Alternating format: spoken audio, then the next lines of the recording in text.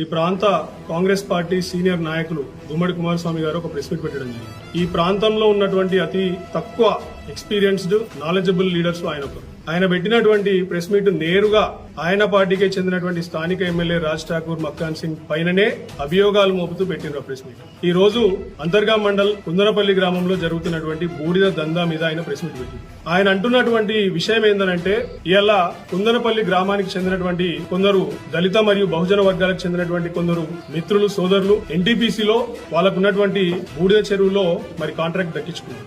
ఆ సోదరులు ఎవరైతే ఉన్నారో ఆ కాంట్రాక్ట్ దక్కించుకున్నటువంటి వ్యక్తులు ఎవరైతే ఉన్నారో వాళ్ళు నేరుగా దక్కించుకున్నటువంటి కాంట్రాక్ట్ తోని అక్కడికి వెళ్లి బూడిదని తీసుకొని మరి తరలిద్దామని చెప్పేసి అక్కడికి పోతే స్థానికంగా కొందరు వ్యక్తుల్ని పెట్టి బెదిరించి దాన్ని ఒక శాంతి భద్రతల సమస్యగా చిత్రీకరించి స్థానిక ఎస్ఐ గారిని దాంట్లోకి లాగిండ్రు. ఎస్ఐకి ఏమవసరం అండి నాకు అర్థం కాదు. దీంట్లో వాస్తవంగా బరాబర్ బాజాప్తాలు కాంట్రాక్ట్ దక్కించుకున్నారు, టెండర్ దక్కించుకున్నారు, వాళ్ళు అమ్ముకుంటారు. ఈయనే